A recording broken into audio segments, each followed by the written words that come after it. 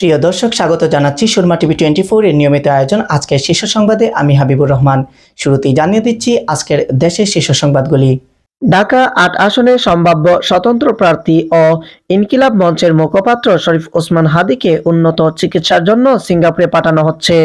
Senior সাংবাদিক ও টকশোর আলোচিত মুখ আনিস আলমগীরকে ঢাকা মহানগর গোয়েন্দা পুলিশের হেফাজতে নেওয়া হয়েছে। তিনি বর্তমানে ডিবি কার্যালয়ে রয়েছেন। ঢাকা ৮ আসনের সম্ভাব্য স্বতন্ত্র প্রার্থী ও ইনকিলাব মঞ্চের মুখপাত্র শরীফ ওসমান হাদীর গুলিবিদ্ধের ঘটনায় আরও দুজনকে গ্রেপ্তার করা হয়েছে।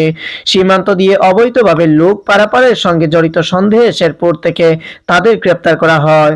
নির্বাচন কমিশনার আবুল ফজল সানাউল্লাহ বলেছেন, একটা মেসেজ সকল বাহিনীর পক্ষ থেকে সমস্বরে এসেছে। যারাই এই নির্বাচন বানচাল করার, প্রতিহত করার বা ক্ষতিগ্রস্ত করার চেষ্টা করবেন তারা ব্যর্থ হবেন। ৭১-এ বুদ্ধিজীবীদের হত্যা স্বাধীনতা বিরোধী শক্তির পরিকল্পিত নীল নকশার ষড়যন্ত্র বলে মন্তব্য করেছেন বিএনপির মহাসচিব মির্জা ফখরুল ইসলাম আলমগীর। গত ১৫ বছরে দেশে কোনো মানুষ গুমের শিকার হয়েছে কিনা তা জানেন না তৎকালীন প্রধানমন্ত্রী শেখ হাসিনা, এমনটাই দাবি করেছেন তার পক্ষে রাষ্ট্রনিযুক্ত আইনজীবী আমির হোসেন। প্রিয় দর্শক, আপনারা এতক্ষণ শুনছিলেন আজকের দেশের শীর্ষ সংবাদ। এবার থাকছে আন্তর্জাতিক শীর্ষ সংবাদগুলি। ভারতে পলাতক আওয়ামী লীগ সদস্যরা সেখানে অবস্থান করে বাংলাদেশে সন্ত্রাসী কর্মকাণ্ড পরিচালনার যে কথা ঢাকায় ভারতীয় হাইকমিশনারকে ডেকে বলা হয়েছে তা দেশটির পররাষ্ট্র মন্ত্রণালয় দৃঢ়হীনভাবে প্রত্যাখ্যান করেছে। যুদ্ধবিধ্বস্ত সুদানের ড্রোন হামলায় জাতিসংঘের স্থাপনায় কর্মরত ৬ জন শান্তিরক্ষী নিহত হয়েছেন। এই ঘটনায় জাতিসংঘ মহাসচিব আন্তোনিও গুতেরেসের তীব্র নিন্দা জানিয়েছেন।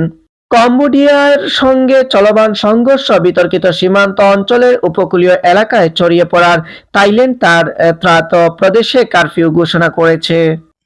প্রিয় দর্শক, আপনারা শুনছিলেন সুরমা টিভি 24 এর নিয়মিত আয়োজন আজকের শীর্ষ সংবাদের দেশের শীর্ষ সংবাদ, আন্তর্জাতিক শীর্ষ সংবাদ। এবার থাকছে আজকের খেলাধুলার সংবাদ। ৩ দিনের সফরে ভারত এসেছেন আর্জেন্টাইন ফুটবল জাদুকর লিওনেল মেসি। প্রথম দিনই বিরূপ পরিস্থিতির মধ্যে পড়তে হয়েছিল তাকে। কলকাতার সল্ট লেকে যুব ভারতীয় স্টেডিয়ামে সৃষ্টি হয় বিশৃঙ্খলা। সেই তিক্ত অভিজ্ঞতা মাথায় রেখে কড়া নিরাপত্তা ব্যবস্থা নিশ্চিত করেছে মুম্বাই। বাংলাদেশ ক্রিকেট বোর্ডের নির্বাচনের পর থেকেই অনিশ্চিত হয়ে পড়ে প্রথম বিভাগ ক্রিকেট লীগ মাঠে গড়ানো। বিসিবি নির্বাচন বয়কট করা বেশ কিছু ক্লাব ঘরোয়া লীগও বর্জনের ঘোষণা দেয়। ক্লাবগুলোর সঙ্গে বৈঠকের পরও আসেনি কোনো সমঝোতা, যেটি আরও বেশি শঙ্কা তৈরি করেছে। প্রিয় দর্শক, আপনারা শুনছিলেন সুরমা টিভি 24 এর নিয়মিত আয়োজন আজকের শীর্ষ সংবাদ। এতক্ষণ ধরে আপনাদের সাথে আমি ছিলাম হাবিবুর রহমান।